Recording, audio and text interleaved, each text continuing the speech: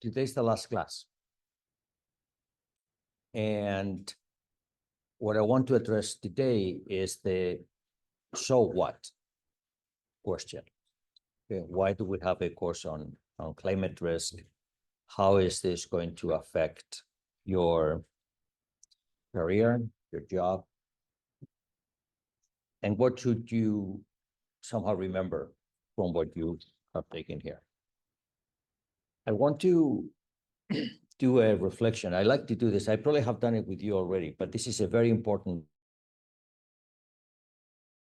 You're studying quantitative finance when you do quantitative investing in particular. Just remember that 100 years ago, there were no computers. So how was investing done 100 years ago? Do you know? It was pencil and paper. It was pencil and paper. What pencil and paper did you use, did people use to do investing 100 years ago? Sorry? Yeah, sorry, I'm talking about quantitative investing. For example, did they use volatility? Did they use the Black-Scholes model? Did they use, what did they use 100 years ago?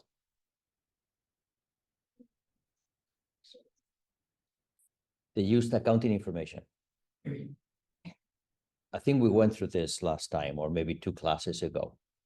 Accounting is a big deal. Why? Why? It gives you trusted information. Okay, we went through what it would look like to invest in the Hudson Bay Company in the year 1670.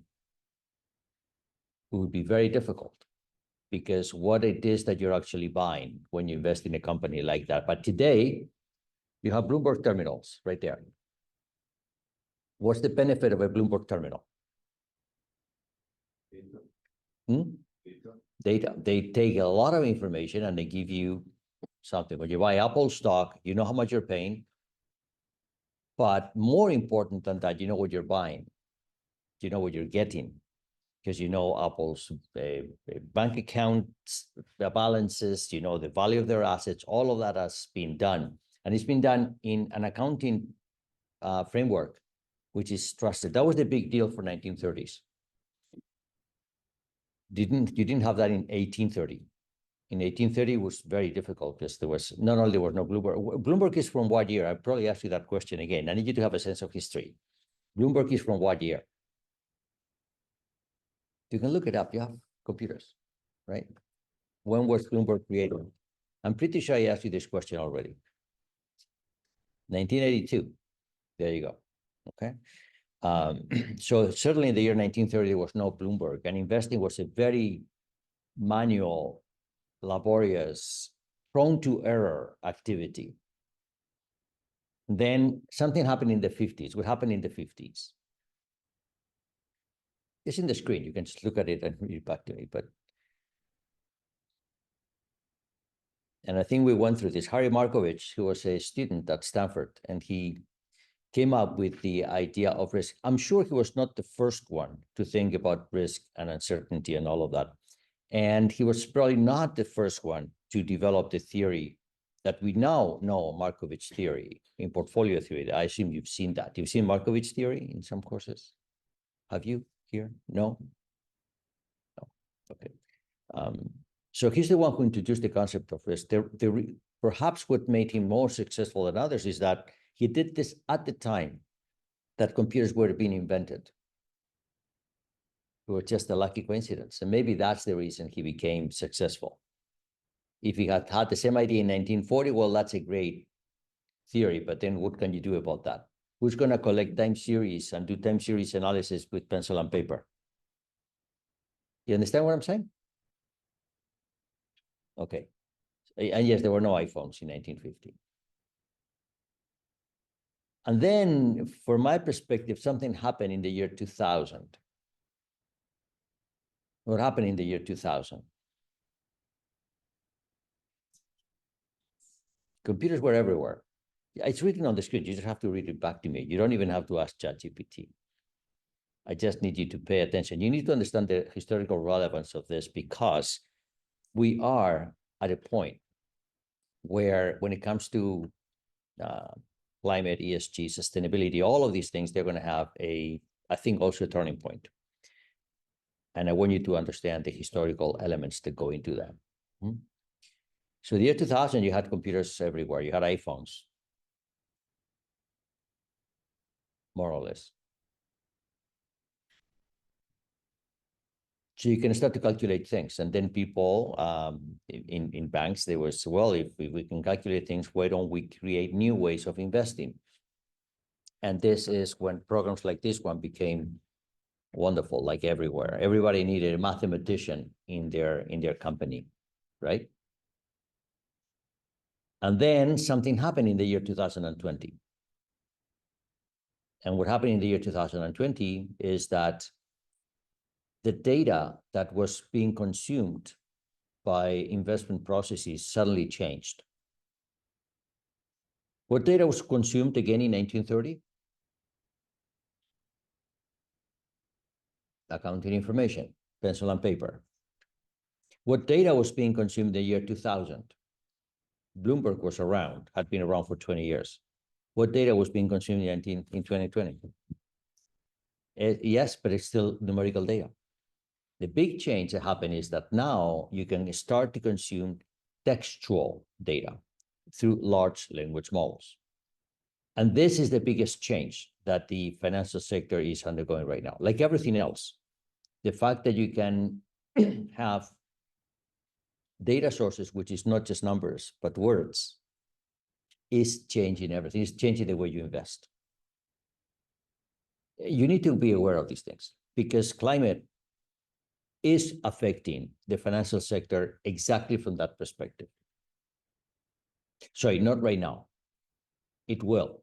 The financial industry is not completely ready to embrace what I'm telling you. Most people are still only using Bloomberg information, but those who are ahead, they are using other information. For example, consumer sentiment analysis. You know what that is? What is consumer sentiment analysis? Analyze the sentiment from the customers. Yes, good. And you would do that for what reason? Like,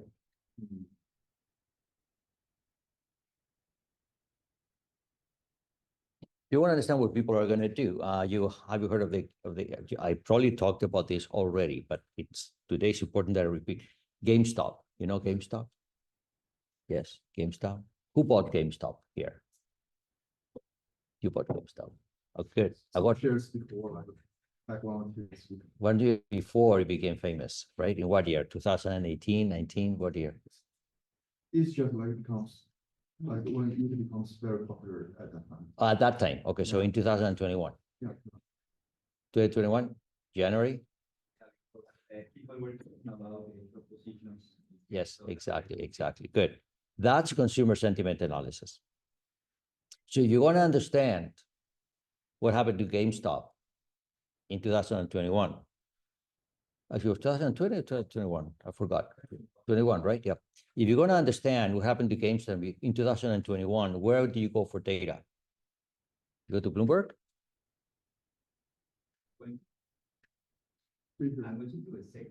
Reddit. Bloomberg is late. Bloomberg was late. You go to Reddit. 90% of the information in Reddit is wrong. Doesn't matter. It tells you it tells you what people were going to do. Yes. Okay. So I have lots of stories about it. I've been on TV twice on GameStop. For me, it's a fantastic example of what is to come. That's the type of knowledge you need to have now when you're going to do almost anything in finance, in particular in investing. And today, although I'm talking about ESG investing, I want you to understand that there's very little difference between ESG investing and GameStop today. Okay, Not on my first day, not on my second day, but not on my third day, on my fifth. You will see why. I want you to understand that. One way of looking at that is I always like to look, and I encourage you to do too. Always look at data inputs. Any model that you're looking at, what data input does it take? Let me ask you a question. Can someone give me, what's your favorite financial model? Anybody has a favorite financial model?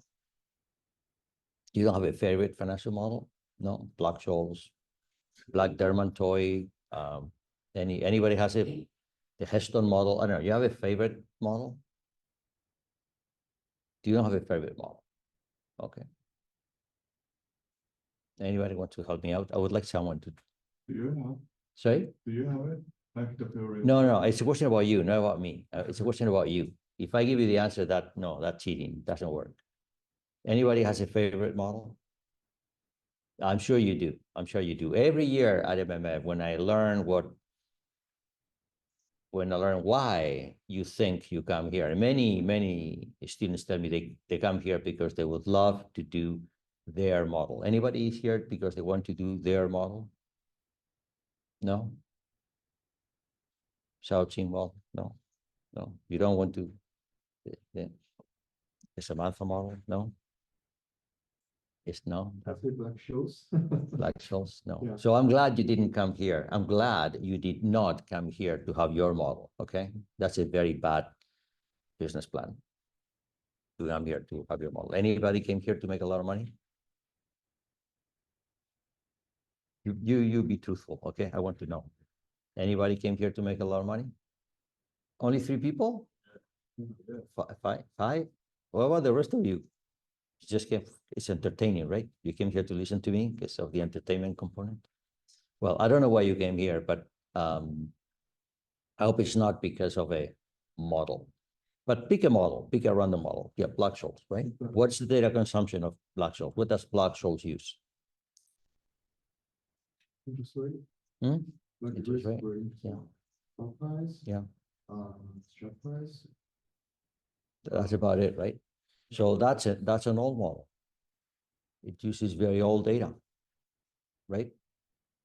Can you enhance the Black-Scholes model taking into account web information or Reddit data inputs? Can you do that?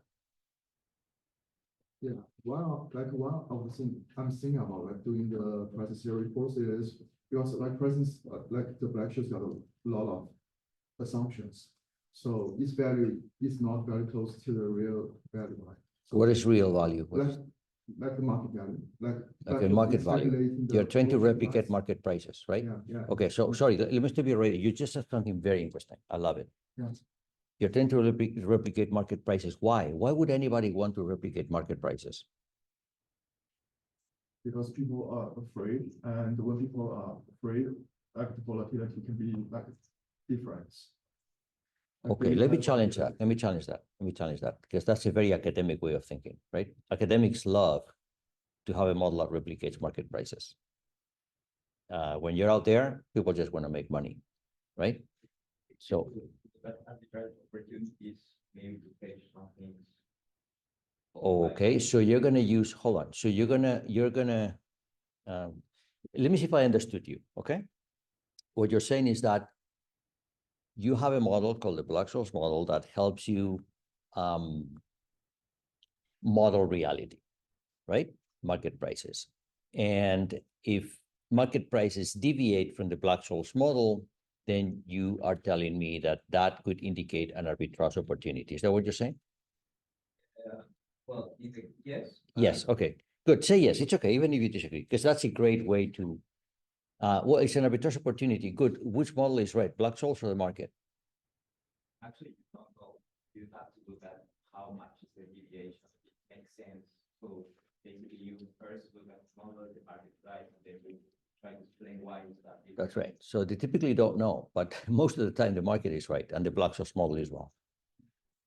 Most of the time, right? So there may be an arbitrage opportunity, you just don't know which one it is, right? But if you read on Reddit on a Sunday afternoon that 2 million people want to buy GameStop,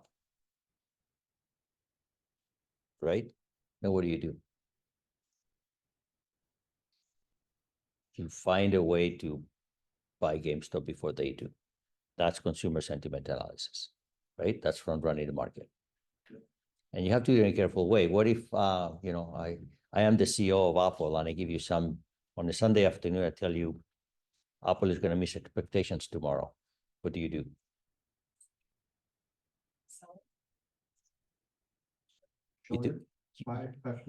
do, you do nothing because it's illegal.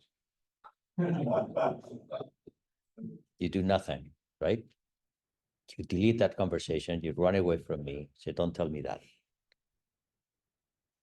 No, this is real. This is how things happen. This is how things happen. Okay, so I want you to understand today's lecture from this perspective, the data perspective. And here's, I have another thing, which I like to, even people in industry don't fully get this.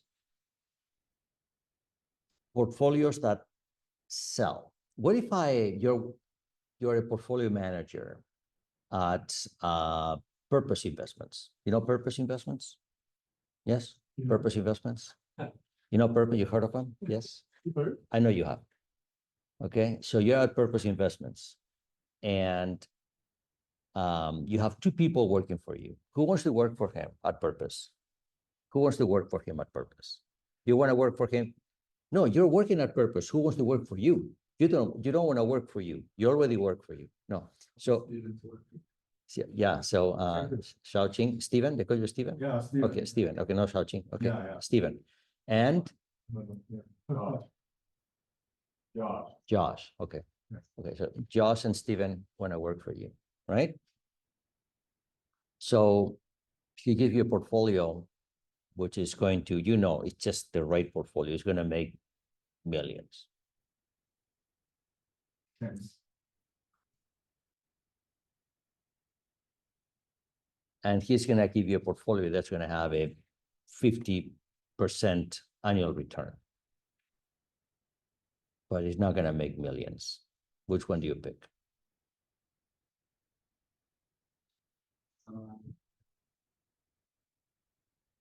Choose this. You choose his, then you're probably going to be fired. And I need you to understand this, okay? How does Purpose make money?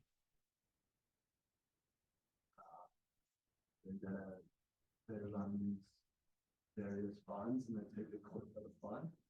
They have a management fee. Exactly, right, a management fee. So if he gives you a portfolio that's going to raise billions and billions and billions of dollars of assets, and then the performance is terrible.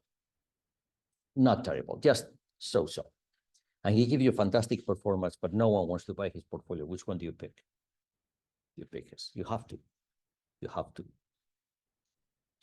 So it's not all about performance, right? If you're at Canada Pension Plan, who is at Canada Pension Plan? You're at Canada Pension Plan? So same thing. Xiaoqing has a portfolio that people love, and he has one with great return. Which one do you pick? Pick me. You're working for Canada Pension Plan. How do you make your money? You go with his portfolio because you're not raising money. Okay? You're both investment firms, but your revenues are completely different. You have a flat rate. That's it. Right? You have a business to defend. You have a business to grow.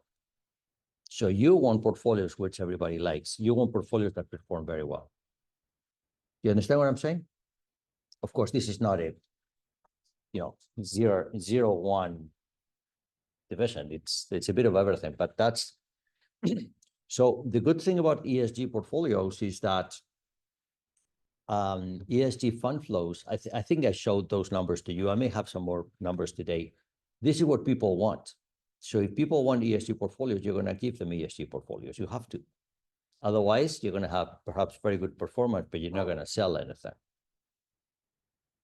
You're going to have a very good product that no one wants to buy. Yes? That's the perspective that I want you to have today.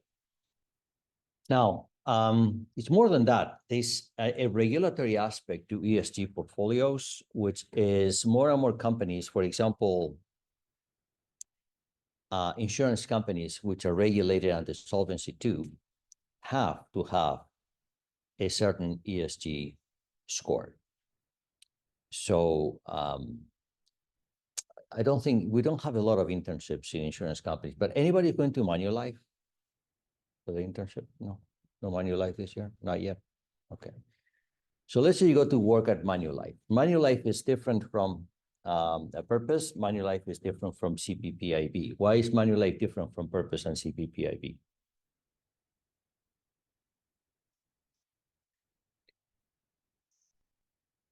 What does Manulife do?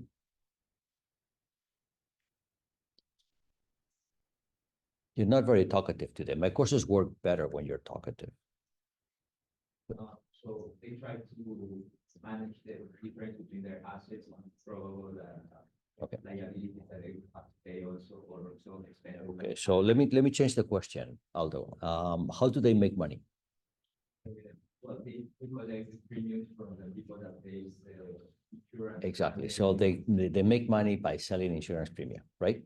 Okay. So why do they want to manage assets? If you go to Manulife, they say, well, this is my investment portfolio. That's why they will typically hire people from MMF to help them with their investment portfolio. Why would they do that if they make their money selling policies? Because they are constantly receiving money for the policies, but sometimes they have to spend big amounts. Well, the thing is that they receive money now and they'll have to pay for liabilities later.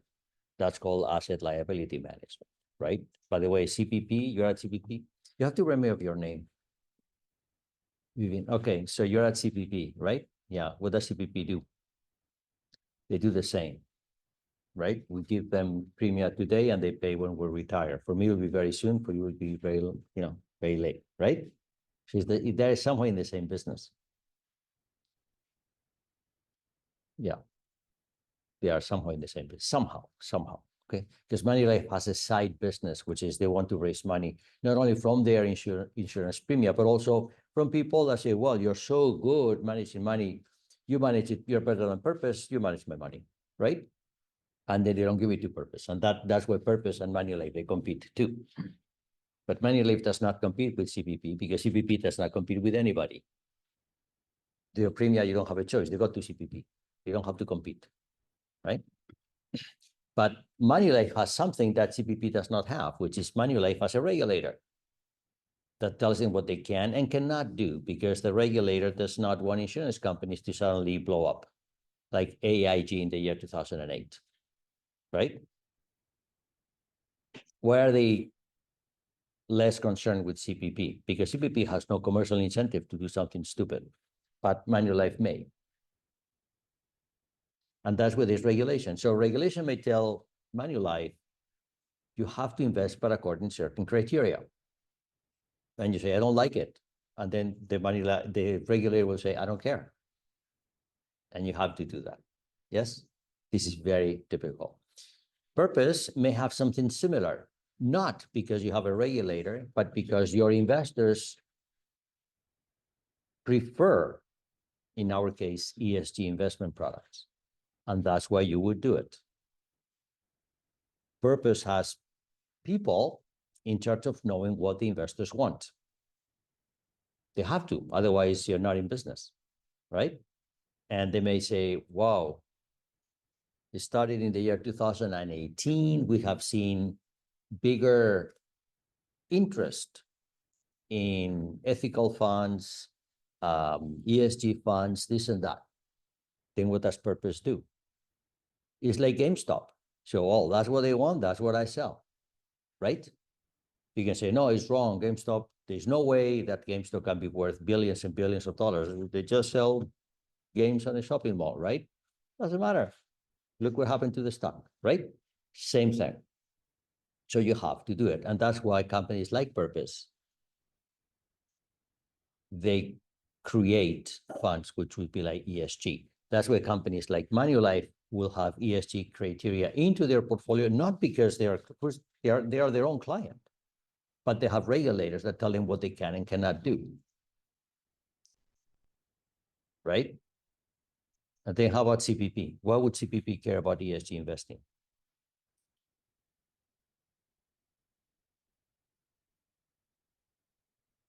Let's change from CPP to another very well-known pension plan.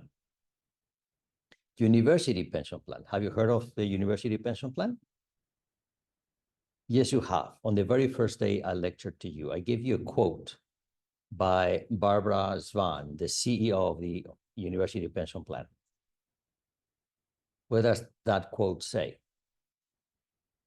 You can go back, but you should remember, this is what's important. You need to remember what CEOs say. What she said is that it matters. And although they have no regulator, although they have no customers, they say, we're going to do the right thing by taking into account the impact of the investments they make. Understand? So these are three very different reasons why you take into account ESG criteria.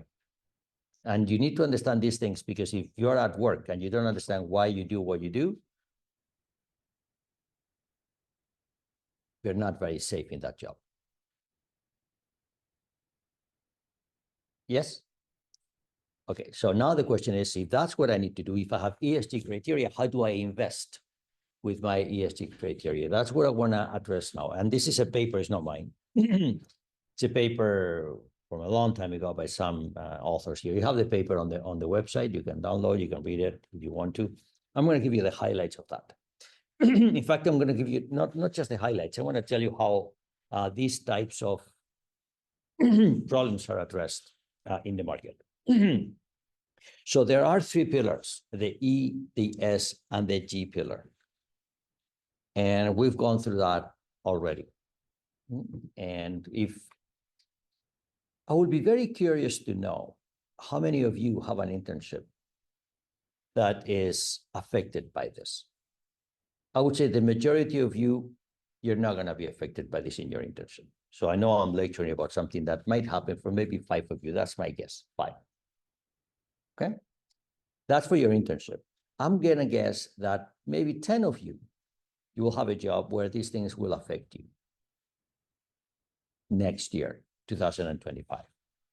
But I'm going to make a guess that in the next 10 years, at least half of you will be exposed to something like this at some point. And that's where this course is here, right? So we've gone through this, the S, the E for emissions, so for environment, S for social, and G for governance criteria, right? And now, what's the problem? The problem is you're going to be subject to ESG restrictions in a case, somehow I feel like it's your Manulife now, I don't know why, your Manulife, your purpose, your CPP, you mind? Okay, these are the three companies that describe very well the three branches of the investment sector, okay? Right, so you're a Manulife, the regulator says, Manulife, you have to invest according to these criteria. Your ESG score, you just reported, is very high, I don't like it, what are you gonna do about that? That's you, right? You, purpose, you're going to have an ESG criteria, which your sales people tell you, I don't know if I'm going to be able to sell this, man. I don't know. I don't know, right? In the case, actually not CPP, University Pension Plan, sorry, okay? You work for Barbara Swan. So you're there, and then Barbara says, well, your name again? Vivian, sorry, you have to remind me every 2 minutes, okay? So I say, Vivian, is that portfolio really in alignment with what I said in my press release? Yeah. So these are 3 considerations where you have to take it into account. And you say, oh, but look at the performance, look at the standard deviation. I said, what? That's not it. This is a different criteria on which you invest, right? So the problems, the uphill battle you have is that the lack of transparency in the methodologies. We saw Refinitiv last time, and I showed you to have an API where you can actually drill and get some information about where those mysterious scores are coming from, but they're the exception. Most of these rating agencies, they just publish this. Not very different from the way S&P or Moody's does their credit risk ratings, right? So that's how the business works. You just have to get used to that. But the thing is, when it comes to ESG ratings, when you look at S&P or Moody's credit ratings, they typically agree. It's very rare that a company is rated by both of them at the same time, because as you know, we described this also earlier.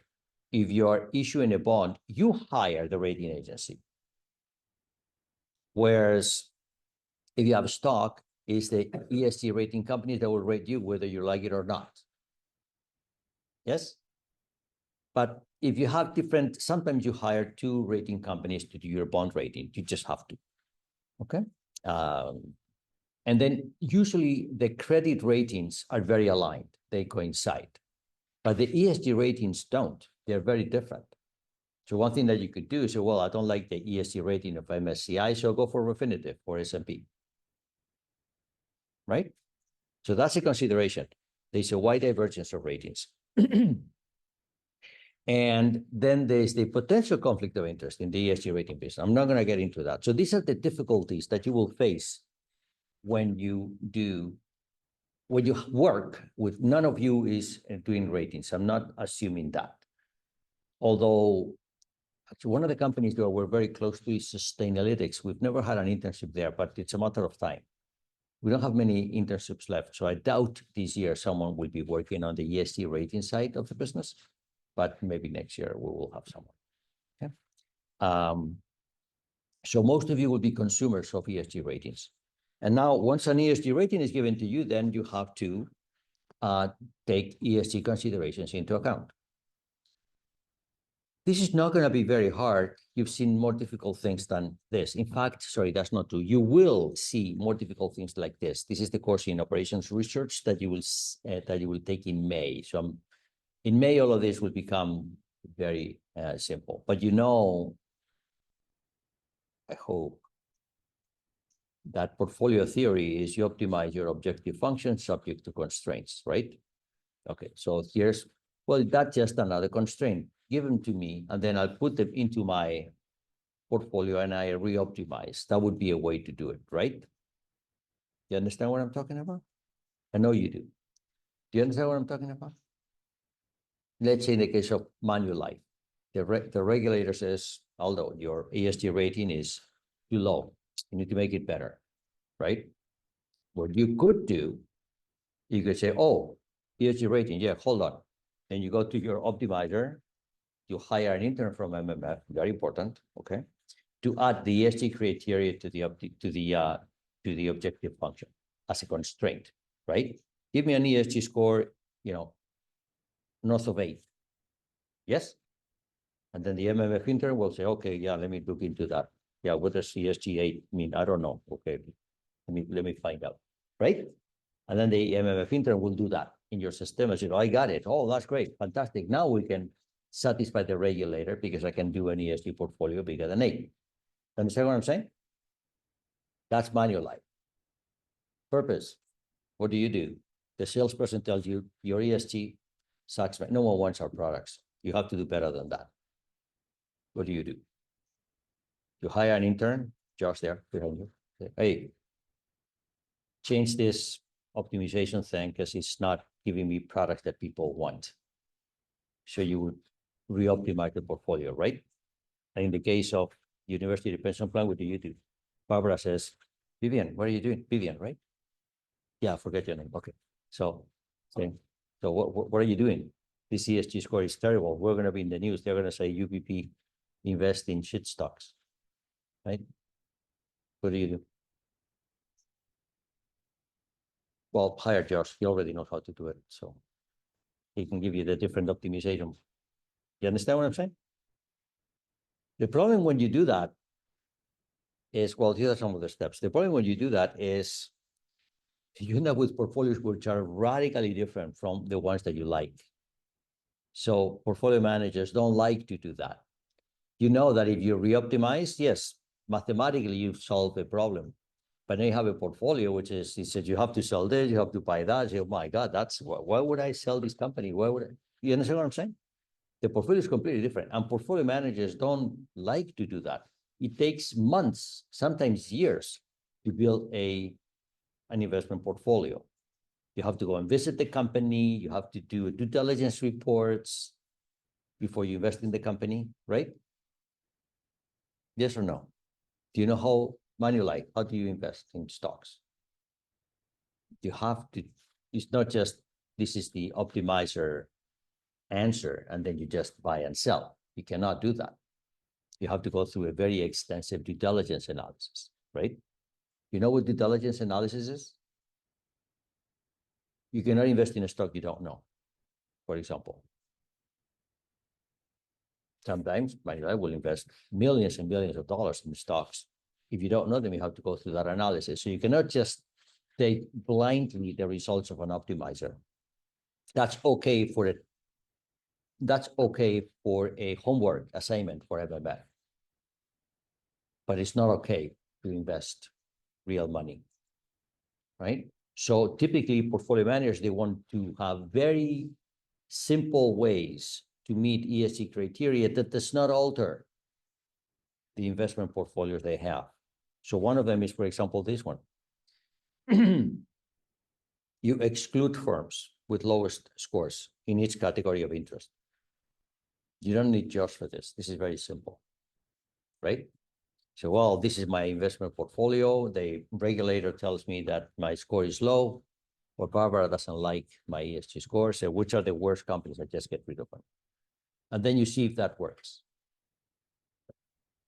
You understand? It's very simple. You don't need to come to MMF for that. MMF is good for other things.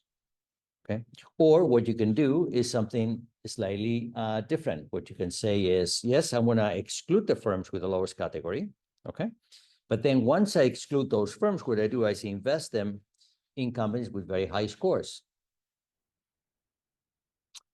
But that could be very tricky, because when you do that, maybe the companies you're going to invest which have very good high scores are not the companies that you really want to invest from a profitability perspective. In the case of Purpose, if you create an ESG fund that has very good ESG performance, people buy it, but then the performance is terrible after a year, then you're going to lose your business too. Okay. But this is the simplest methodologies that people use. And you can see they're very simple. And I want you to know them, because I don't know, again, if any one of you is going to be involved in having to implement any of these strategies. But you see, this is very simple. You don't need to create an optimizer with new constraints. Yes. Okay. Well, it still works for many, many people. Okay. So from that, how can we move on and deal with the issue of building, decarbonizing your portfolio? That's another topic which is very actively discussed. This is not ESG now. This is decarbonizing your portfolio. This is having a portfolio where the emissions footprint is low. And that would be, for example, very important for UPP, for example. Okay. Purpose may not care about this. Not now. In the future, maybe, but not now. And Manulife, I'm not so sure. Not so sure. If you were for the European business, maybe, but not for the North American business. But that would be a very big issue for UPP, or maybe even CPP, right? So for many investors, you want decarbonized portfolios as a way to foster a greener production and hedge against climate risk. That's why some of them do it. Okay. So could you imagine Purpose coming up with the green portfolio, for example, where they say this portfolio is hedged against climate risk, and we're taking great steps to avoid companies with emissions and this and that? Well, the salespeople will know. If that narrative sells, then sells, then sure, you will do it. And then you'll have to implement this product. There's something important here. There's a term, BAU, business as usual.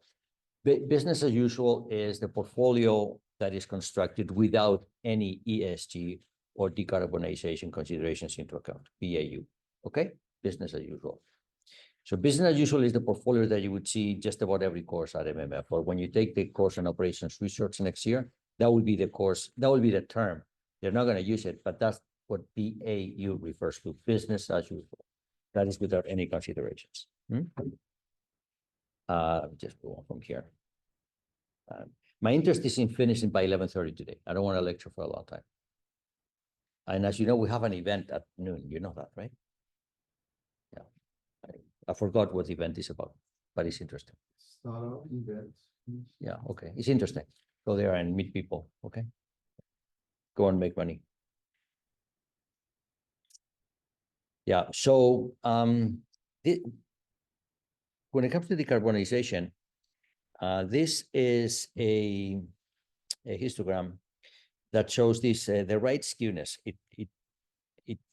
It shows that a few firms are the ones who generate most of the emissions that we have out there.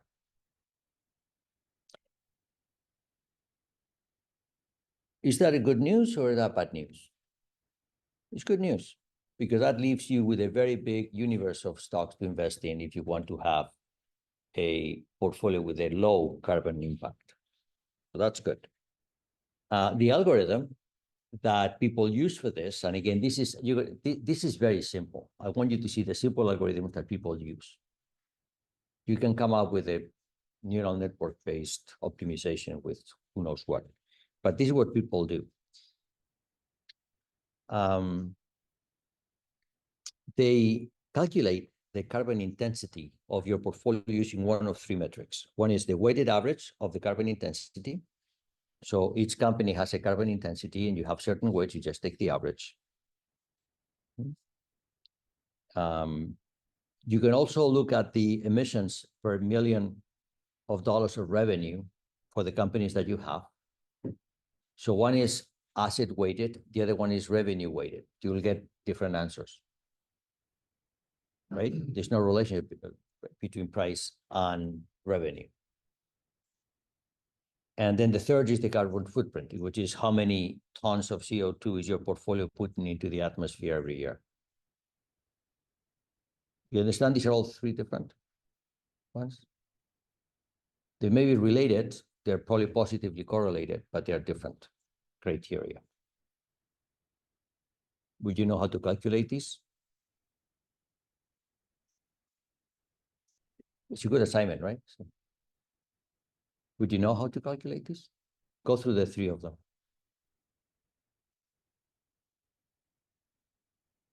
What's the easiest of the three algorithms?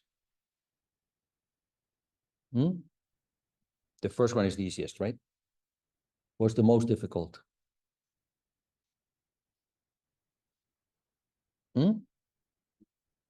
Third one? Probably the second one.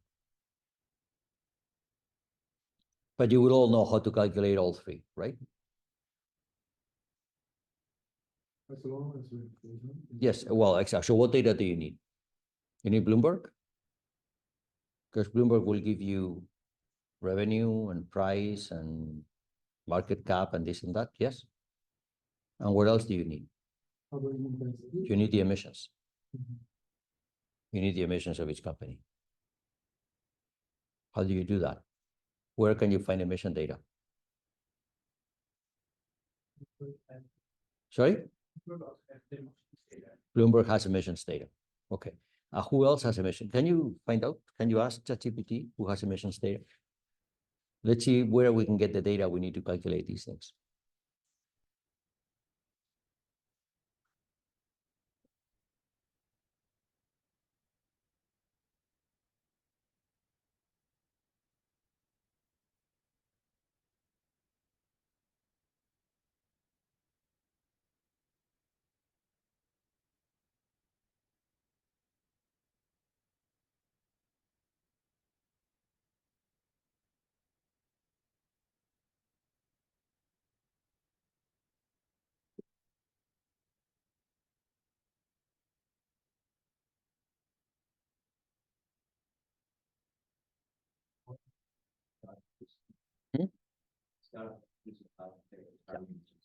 Okay, so let me ask you a question. See if you can do this. I think I've done it. I think the answer is, can you find out the emissions that Apple has per year?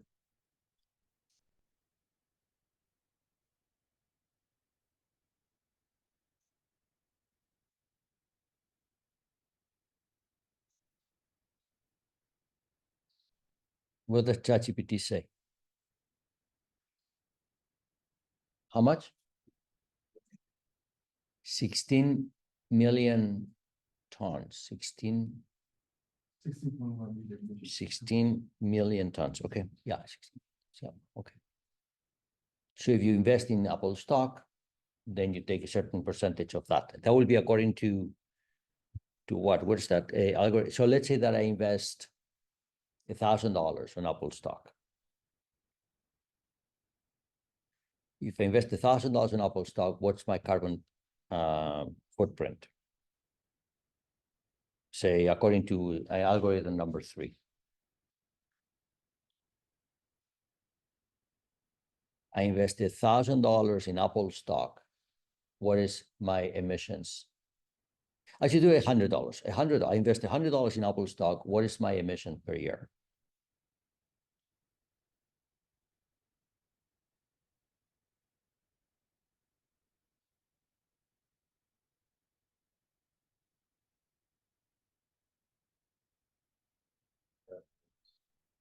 Yeah. You have to do multiplication. Yes, I want to know the number. Yeah. I know you can all multiply, but I want you to actually do that calculation once so you see that it's actually a real thing, not just a theoretical construct.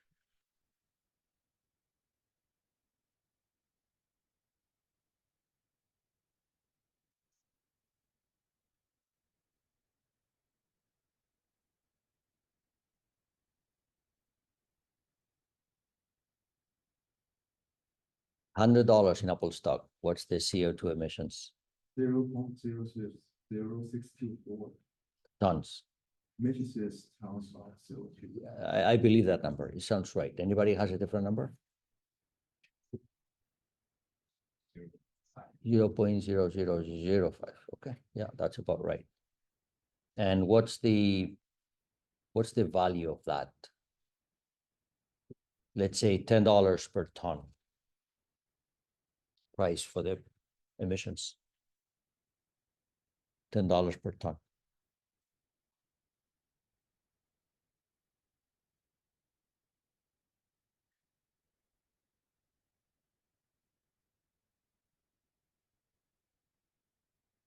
It's insignificant. Right?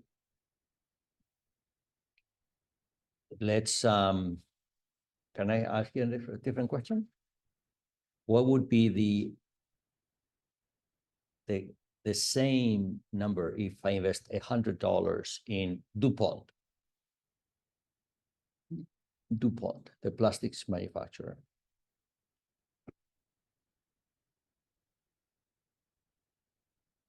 These are big companies, so the CO2 emissions will probably be, I mean, it's only with certain accuracy. We don't know the actual answer.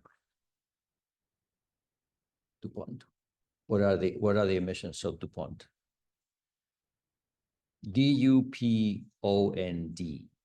DuPont.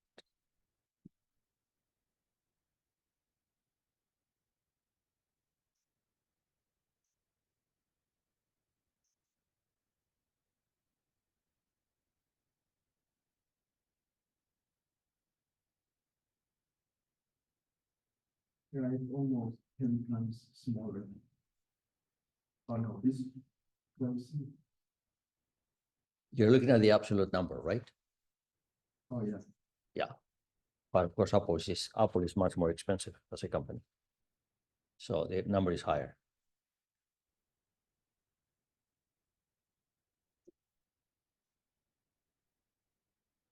I can see that only some of you are doing this, but I would hope that you all do it. At least if you get asked something as simple as this in a job interview, you can fudge your way to the answer.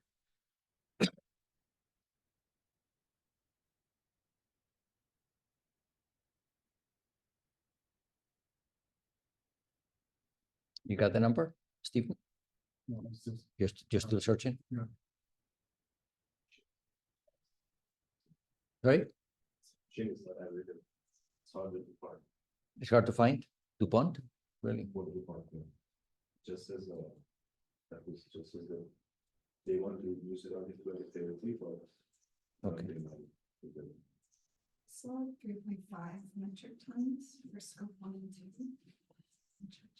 2. 3.2 metric tons. That's very little. No, it's gotta be more than that. Okay, all right. So we don't have that data. So, but that's how you would do it. We did it for Apple. You can do it. You just need the data, right? Okay. Then here's what people then do. Another algorithm is you set a target threshold of say 99%, and then you sum all the market weights for all of the firms in the shorted list until the market weights reach the target threshold. Then the rest of the firms are just removed from the portfolio. Then you keep the firms with the carbon intensity above, the firms with the carbon intensity above this quantile represent 1% of the business as usual benchmark market value. So it's a quick and dirty way to just remove some companies from your portfolio. Another one is, another step here is you exclude companies. You typically do this exercise once a year. When I mentioned that, for example, Manulife is regulated, these regulations happen once a year. So once a year, you need to submit these numbers to the regulator. You don't have to do this exercise every day. So this gives you an iterative portfolio construction process so that every year you sell some companies and you buy some new ones as a function of what the emissions were the previous year. And then there are other considerations, which is how do you reinvest the proceeds from this process of allocating and reallocating, and how you keep your sectorial exposures in the portfolios that you build. Typically, for big portfolios, you have certain considerations for the sectors you want to be in, the countries you want to be in, and this algorithm we just saw here will have to be adapted to keep those proportions constant, but you can do that. That's not hard to do. Okay, so this is how a typical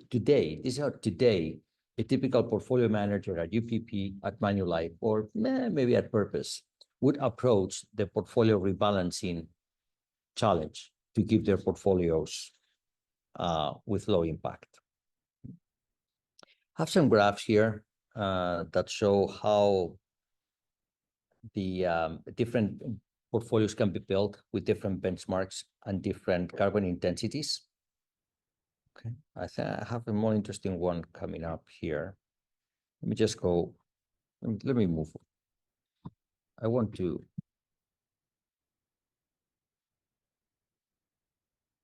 go to the end. Okay, so I want to show you the results. So the result that you obtain through these processes will be something like this. This is one particular algorithm. This is of a portfolio that went from 32 gigatons of emissions to 11 gigatons of emissions. That's a reduction to a third. That's a very big reduction in the portfolio.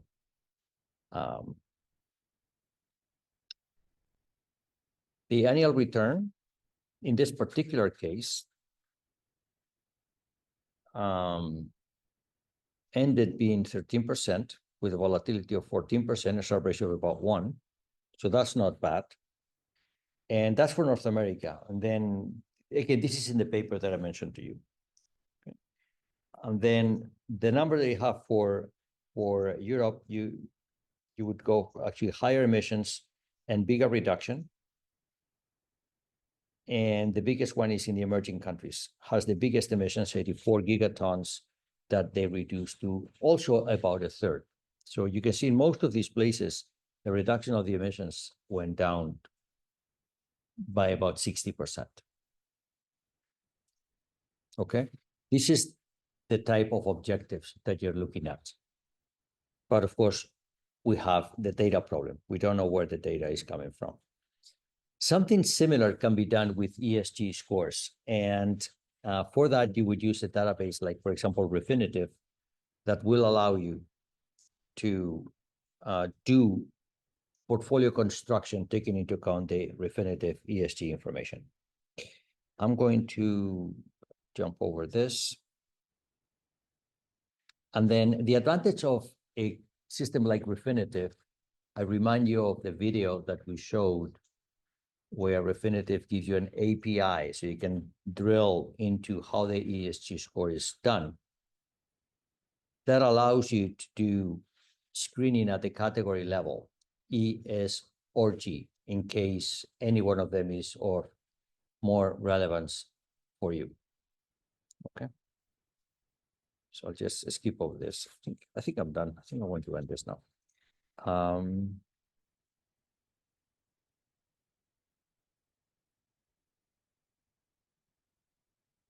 Yeah, I'll make the whole slides available to you. You can read them if you want to, but I think I've reached my. Let's see if there's something that I won't tell you. I think I'm done. Yeah, I'm done. So I'll end here. I gave you this overview as to how firms will take into account ESG scores or decarbonization, how they'll take it into account when they do their portfolio construction process. You can see that nothing very fancy is done. And the reason is that if you do something fancy, you end up with something which is very different from the business as usual. The objective is that the business as usual should not be very different from the ones that you obtain. If you can decrease your emissions or decrease your emissions by 60% or improve your ESG score by a factor of 2, for example, and you can do that by keeping the portfolio very similar to what it was to the business as usual portfolio, then that's what you want to do. All right. If any one of you is confronted with this, remember, people like their portfolios. They don't like to change the composition too much, despite the fact that that may give you some gains for ESG scores or emissions, at least for now. And the data is a challenge. Sometimes you have the data, sometimes you don't.